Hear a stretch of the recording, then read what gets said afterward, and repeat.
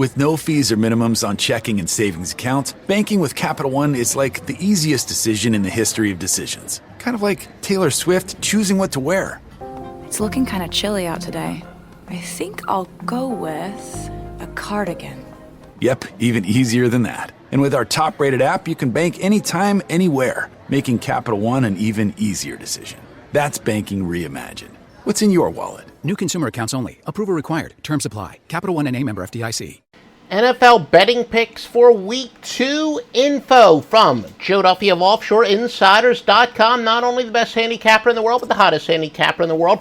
36-16 in football. If you're a first-year client, you're having the best year of your gambling life, but we're not having the best year of our gambling life. Not even close. A lot more winners to come.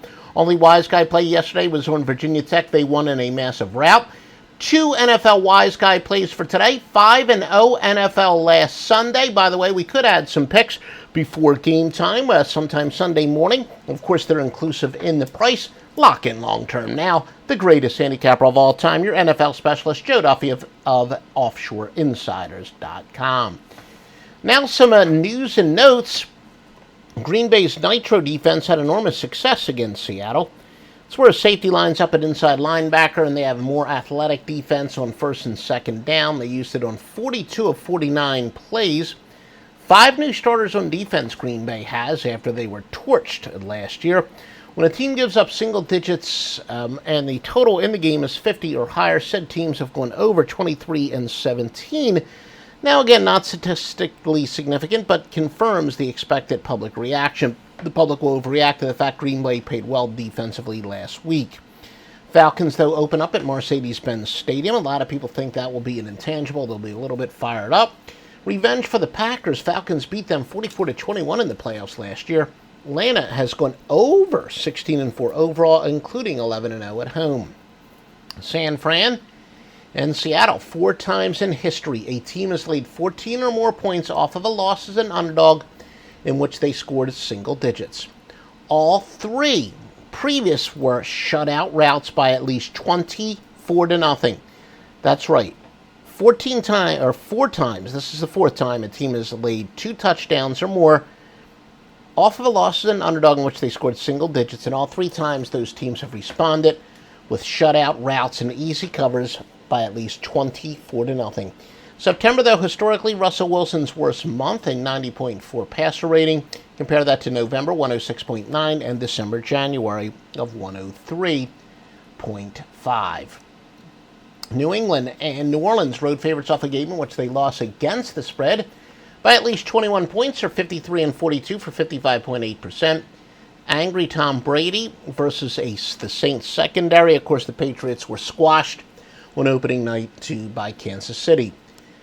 Bears and the Buccaneers, this opened up at Tampa 5.5. Now it's gone up to 7. Only 5 times has the team played their first game versus an opponent in their second game. Teams playing their second game are 3-2 straight up against the spread, including 2-0 on the road. Road underdogs of 6 or more off of a loss in which they covered are 99-75. Again, we think the Bears will continue to sneak under the radar, minus Jay Cutler. They're a better team, and the odds makers aren't showing that. Look, they replace him with a very solid quarterback, and when you got a solid quarterback as a big favorite, usually you're going to win some games, or you're going to cover some games that you don't win outright in a decent amount of time. Tampa proven in publications, yeah, but we want to see him do it on the field first. Mike Evans, Deshaun Jackson have been at it as weapons. Of course, the tight end O.J. Howard. Tampa's a definite Super Bowl contender, but I say show me first. The Bears plus the 7. Your free pick from Joe Duffy of OffshoreInsiders.com. Browns and the Ravens. Brown savior Myles Garrett is out. Deshaun Kaiser starting on the road versus a Baltimore defense that throws many looks. Tough spot for the Browns, perhaps. Baltimore, the highest percentage of runs last week at 70%. That's expected to continue. Cleveland held Pittsburgh to only 35 yards rushing last week. The Dolphins and the Chargers, well, the stat we just gave you, of course, the Dolphins were also flooded out. Teams playing their second game against teams playing their first game hasn't happened much, but they are 3-2 against the spread.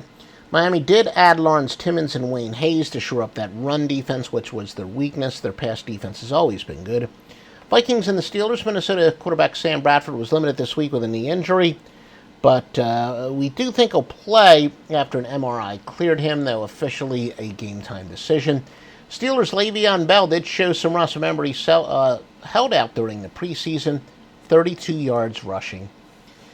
The Titans and the Jaguars cornerback Jalen Ramsey, very questionable. Wide receiver Allen Robinson is out. He had 153 catches the past 2 years for the Jags. Titans upgraded their passing weapons and used the 11 personnel and 35 snaps in Game 1. That's more pass-oriented. 3 wide receivers, 1 tight end. They only averaged 25 per game last year. Cardinals and the Colts. Arizona superstar David Johnson is out. Rushed for 1,239 yards last year and had 80 receptions for 879 yards. Colts are still without quarterback Andrew Luck, of course. Jacoby Brissett will get the start. He's only been with the team for 2 weeks, so expect a very limited playbook for him. The Eagles and the Chiefs, home favorites off a win of 14 or more. Home favorites off of a win of 14 or more as underdogs of 7 or more have been a good go against. The Cowboys and the Broncos. The strength of Denver's defense is against the pass, and quarterbacks under the age of 30 are 2-7 straight up since last season with 2 touchdowns, 7 interceptions, and a 58.4 passer rating. Redskins and the Rams. The Rams head coach Sean McVay was a play caller for Washington last year. Kirk Cousins struggled in Game 1 without him. Jared Goff, did he actually have his breakout game against the Colts? Jared Goff, the Rams have been waiting for him to break out, and that's why they hired Sean McVay. Short term, it seems to have worked. Bills and the Panthers. Bills went from defending one of the worst receiving corps in the league last week, the Jets, to one of the best.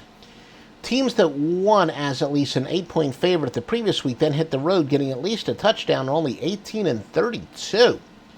So it says they step up in the level of competition, basically. That favors Carolina. 9-23 if they're off of a win, 5-18 since 2001. So again, favoring Carolina. Biggest consensus, public consensus moves at the sportsbooks offshore Las Vegas and some local contacts. We got Oakland, New England, Seattle, and Arizona. Again, they are the biggest public plays. Some might call those contrarian plays. Biggest line moves, Rams now minus 2.5 after opening up as a 1.5 point underdog. Oakland went from they're now at minus 13 from minus 10. And Atlanta is now minus 3 after opening up at minus 1.